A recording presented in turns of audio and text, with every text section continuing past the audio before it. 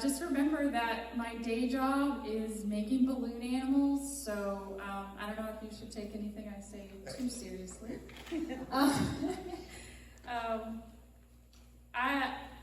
I'm just going to share something that the Lord has been trying to teach me lately, I think, or maybe He's been trying to teach me this for like 15 years and I'm finally getting it. I'm not sure. So when I'm not twisting balloons, I like to paint. I've been learning watercolors and drawing for the last 6 or 7 years, and so sometimes God uses the things I'm learning in that to teach me something about my life. So here's one of the things that He's taught me lately. One of my favorite things to paint is water, like landscapes and water reflections and stuff like that. And I was surprised to learn that there are actually laws of physics that dictate how those reflections are going to look. Sometimes we just think, oh, well, it's just random, or it's, it looks like it's something simple, but when you look closer, there's actually some kind of complex order to it. So one of the rules for water reflections is that the reflections that you see in the water are the color and the tonal value, which tonal value is just lightness and darkness. That is affected by the local color of the water. So if you have a green lake, everything that's reflected is going to look a little bit green. That local color is determined by minerals, silt, microscopic life suspended in the water, as well as the depth of the water and whether you can see the bottom. So all of that will determine your color and your tonal value. So we see in this picture, the reflection of those weeds there, it looks kind of darker than what's actually there in real life. So when I learned this, I was like, oh, well, if I can actually learn how to do that, like learn what those rules are that determine that, then I can paint paintings more accurately. And so this does actually relate to something that I've been dealing with in my life. So the problem is that lately, like in the last 5 years or so, I've been reading more books about theology and biblical studies and stuff like that. And I feel like there's not an end in sight. Like, I'm pretty sure my theology isn't quite right, but I don't have time to fix it. So I'm like, I just don't, like, I have too many commitments. I have a pretty busy life, and so how am I supposed to read all the books and make sure that it's all, lined up how it's supposed to be? And in the past and even now, sometimes I struggle with, well, who do I listen to when I'm learning a new thing? Like, what's the cutoff for how awful a person can be before you stop listening to them? Like, what if they're rude? What if they have a criminal record? What if they have some glaring flaw that surely God would have dealt with by now if they were real Christians? And then what about me? Why am I standing up here talking? Like, it's something, I've actually had people come and ask me for advice about things a couple of times.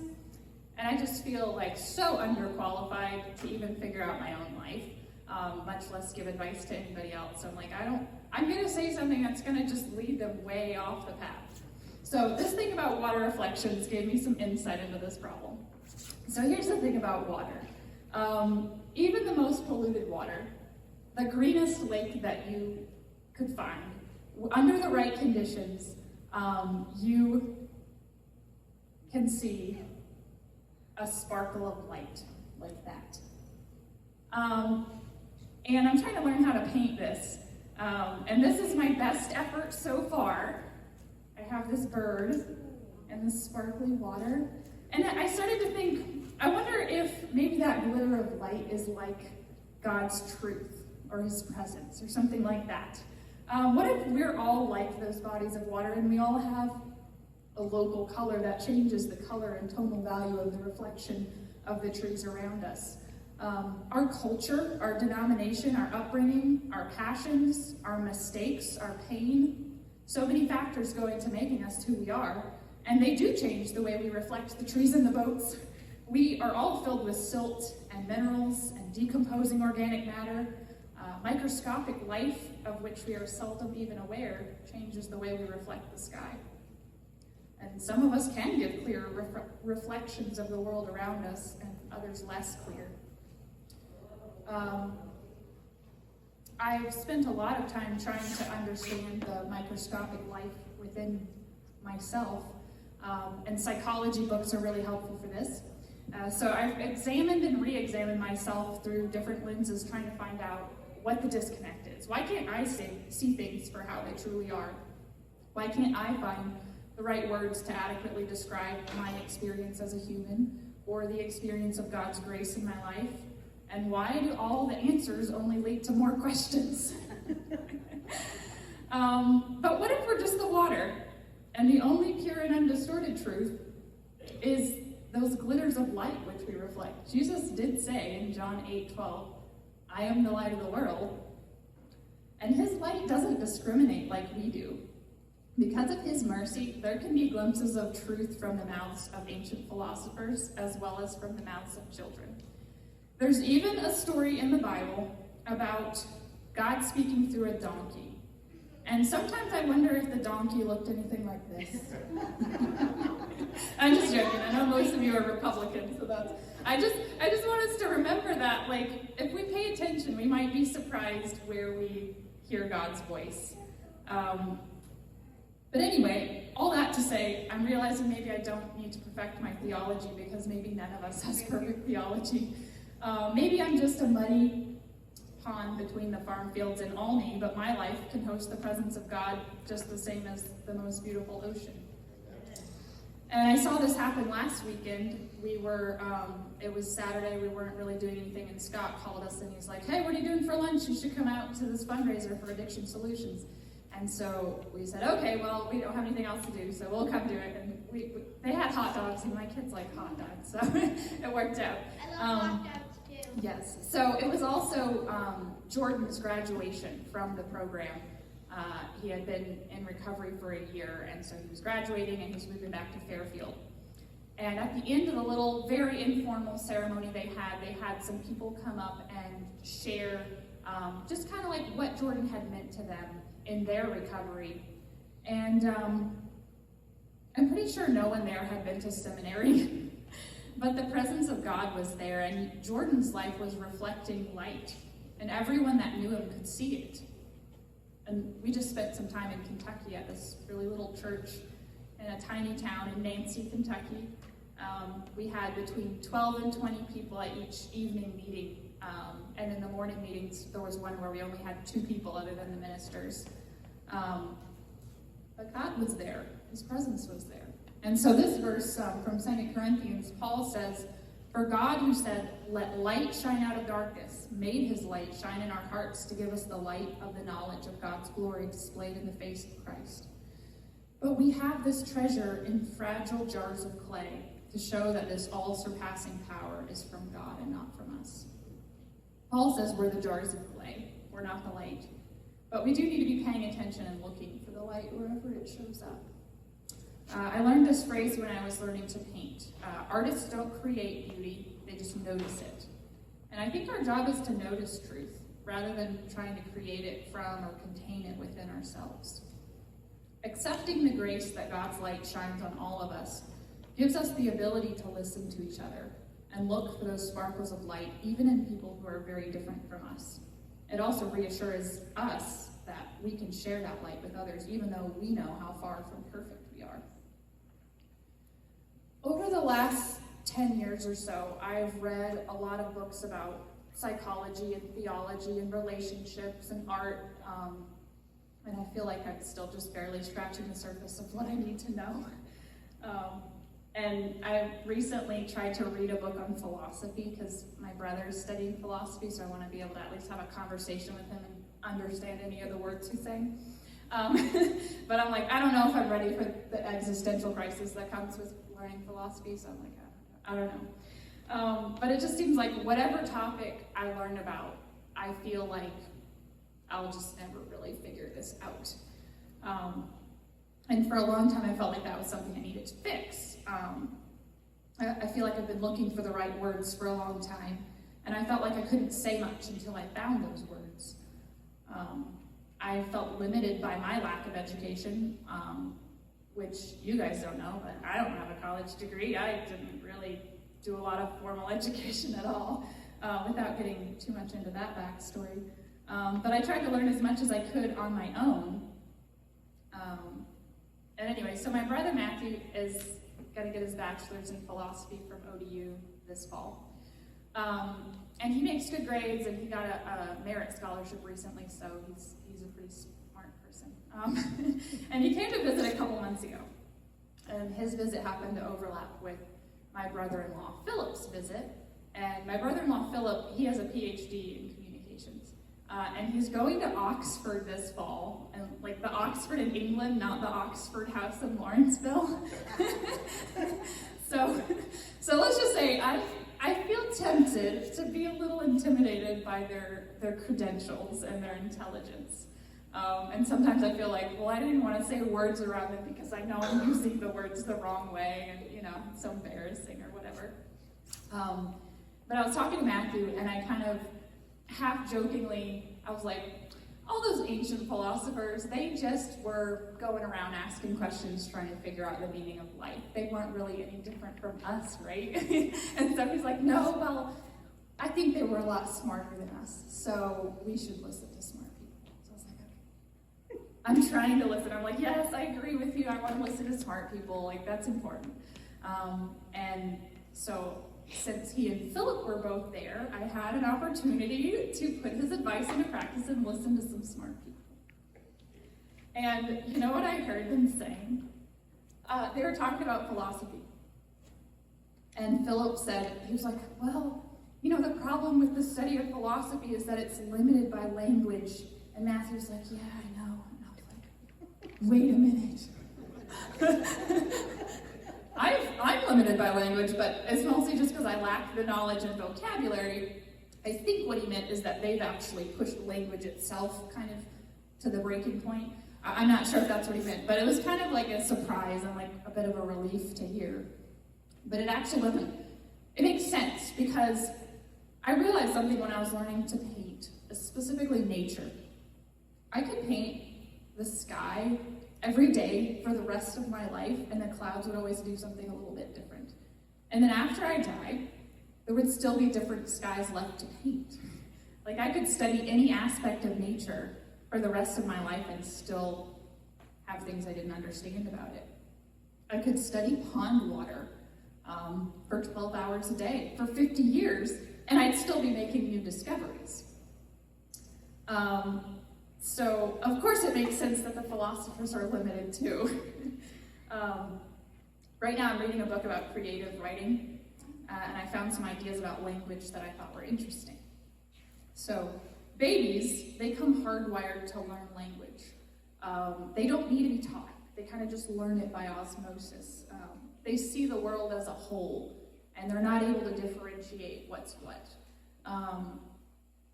They're just taking everything in, and they're trying to find patterns of meaning in all the light and colors and shapes and shadows and sounds and feelings, and they don't have any language to describe any of it.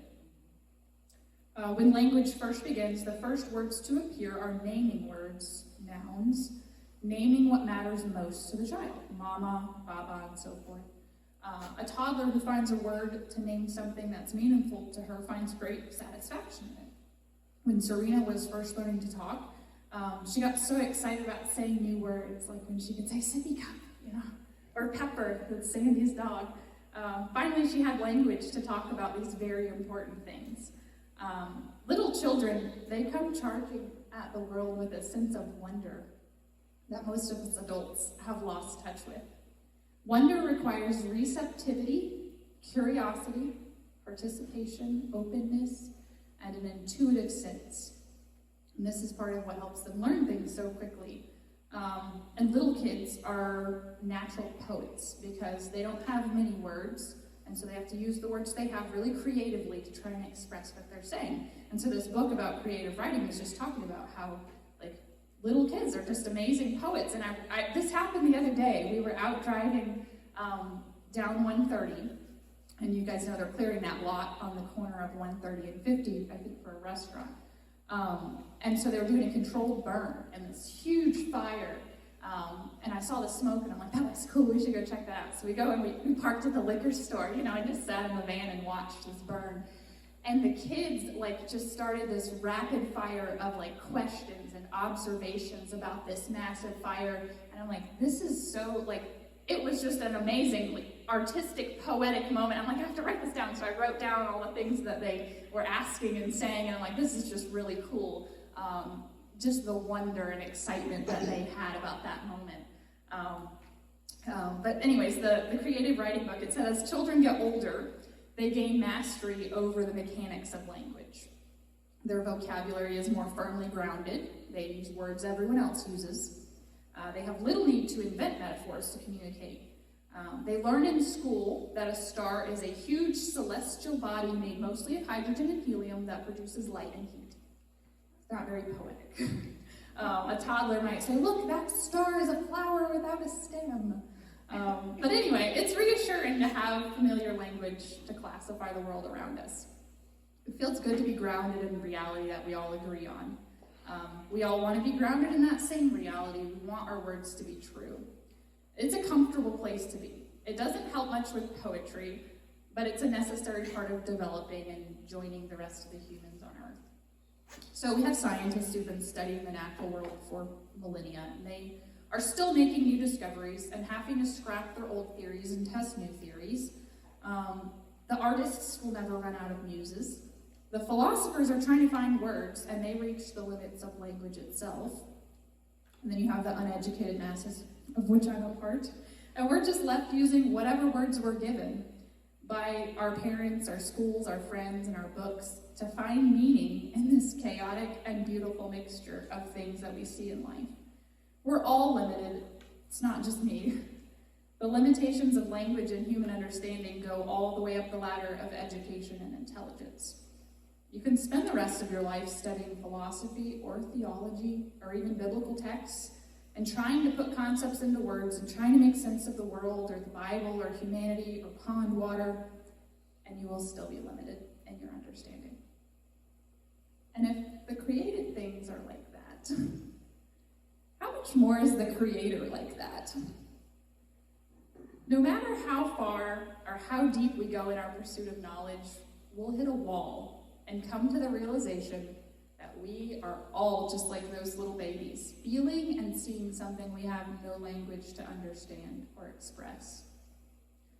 We entered the world knowing nothing, and we just tried to find patterns and meaning in all the shapes and colors and sounds and feelings.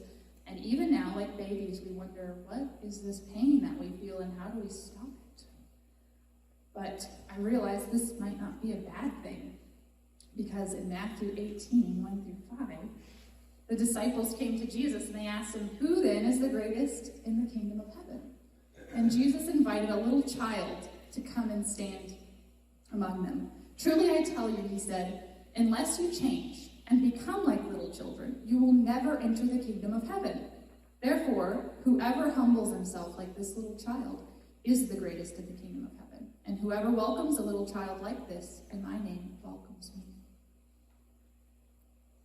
So does that mean we shouldn't study the world through the lens of philosophy, art, microbiology, or whatever to try to come to a fuller understanding of the world? I don't think so. I think we should do those things if God is calling us to them or if we're compelled to do that. And I think it's in those pursuits that we see those glitters of pure truth reflected off the water's surface. And I'm sure there's somebody out there studying botany and the Lord is really speaking to them through botany, and the scriptures are coming alive and through their passion for botany. But I won't dabble in botany much more than trying to keep my fig trees alive at my house. But actually, if we had 12 more hours, I could tell you what I've learned through painting and drawing, but we don't have that much time. So this verse says, the heavens declare the glory of God. The skies proclaim the work of his hands. Day after day they pour forth speech. Night after night they reveal knowledge. They have no speech. They use no words. No sound is heard from them. Yet their voice goes out into all the earth, their words to the ends of the world. Creation is filled to the brim with truth about the Creator. I feel kind of bad saying this, but Even if we feel called to study theology or biblical texts, which some people are called to do that, we have to pursue these things with the realization that no matter how far we go and how much we learn, there will still be unknowns. We can't eliminate all uncertainty. We are limited. So I think God is inviting us to be humble and to approach all of this with the wonder of a child rather than the certainty of an adolescent who has learned enough to be dangerous or maybe learned enough to be bored with the whole thing. So for me anyways, I'm going to keep reading all the books about all the things and I'm going to keep learning art.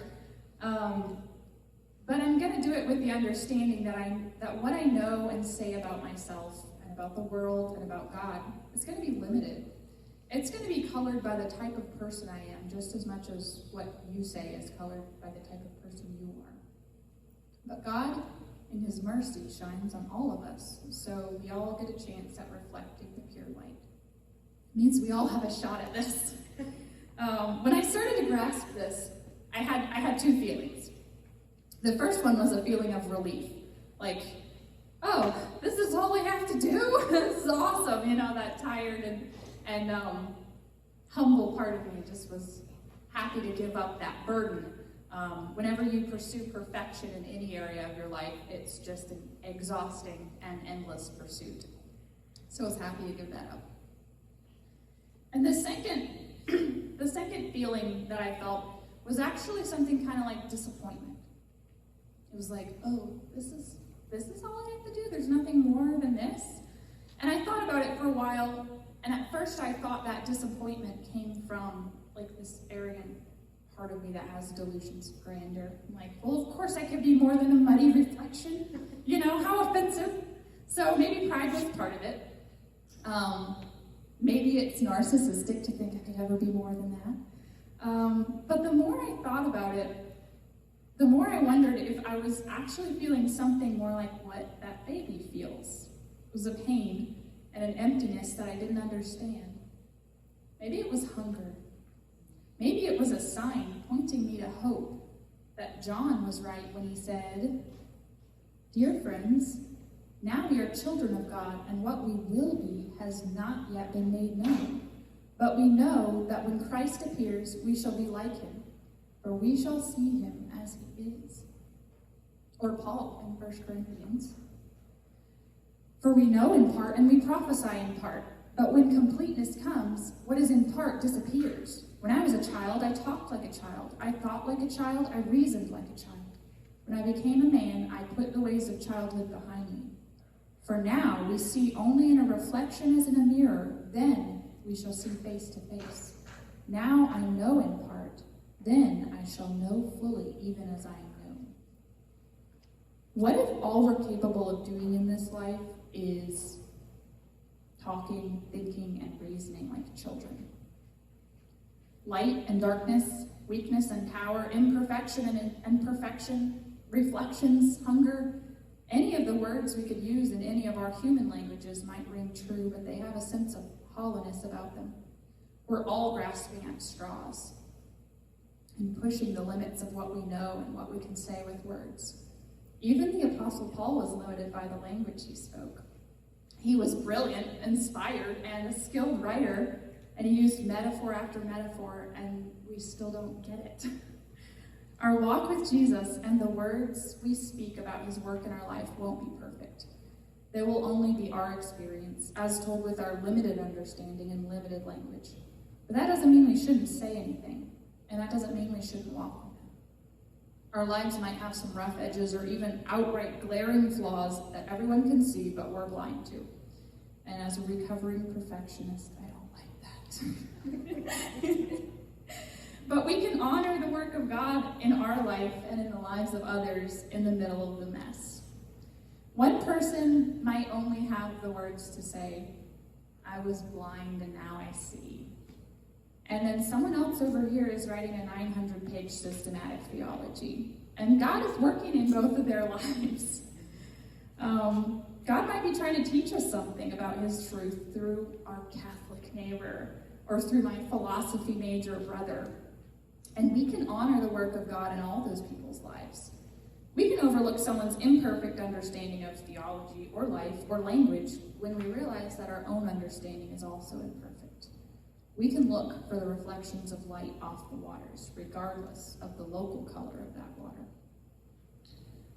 When we were in Kentucky, the speaker there had a joke that he told, and I'm not good at telling jokes, but he said that the joke was there was a guest speaker that came to a church, and he spoke, and it was a great sermon, and then the lead pastor came up and he said, "Oh wow, that was such a great sermon." And then the guest speaker said, "Oh, it was all God," and the lead pastor said, "Oh well, it wasn't that good." Like, none of us are that good. We can't say it's all God because we can't separate ourselves from our humanness. When God uses people, the people don't disappear. But that's okay because God's the one that chose to do it that way. If we have a problem with that, well, we can take it up with him. We all want to either be the originators of truth or at least be able to contain its fullness within ourselves. And we can't. But there is a way of accepting these limits as a gift. We can understand the limits of our humanness in a way that lets us rest from our pursuit of perfection, knowing that no matter how far we take that pursuit, the laws of the universe prevent us from ever getting there. What matters most might not be our understanding of God. I think that will always be imperfect. I think what matters most is our connection to him through Christ. Our personal connection with Christ and his body brings growth and abundant life. God is inviting us to become like children and approach the natural world, the people around us, and himself with humility and a sense of wonder. Wonder involves receptivity, curiosity, participation, openness, intuitive sense. This is what will bring growth. Coincidentally, it might help us write better poetry too. But the sadness we feel at ungraspable perfection and imperfect understanding points us forward. There is something more. There is something calling us beyond this limited existence. The glitters of pure light over the lake water tell us that much. But that something more isn't something we can generate from within ourselves. And it isn't something we can contain completely within ourselves. When we realize we are nothing more than hungry children, we can read these verses and find comfort in them. Then Jesus declared, "I am the bread of life. Whoever comes to me will never go hungry, and whoever believes in me will never be thirsty." And this one. "Which of you, if your son asks for bread, will give him a stone? If you then, who are evil, know how to give good gifts to your children, how much more will your Father in heaven give good gifts to those who ask him?" The beauty of this invitation to become like a child is that it's open to all of us. You don't need to know anything about art, language, systematic theology, ancient Hebrew, or philosophy. You just ask the Heavenly Father for bread. Of course, the invitation is open to the people who do know all that stuff too. No matter what context you're in or how much you think you know, there's nothing quite like reaching the end of yourself and turning back toward God in humility and with childlike wonder. So, in conclusion, it's only by his grace that his light shines on us, and the only truth we have is what he's given to us in whatever language we know. It's grace that sent the bread of life to feed us. It's grace that gives bread and not stones when we ask. It's grace that invites us to become like children and let him carry the burden of perfection. It's grace that tells us that we are children, incapable of fully understanding, but that there is hope for something more, something better, something too wonderful for words. And in the words of Scott, that's all I got.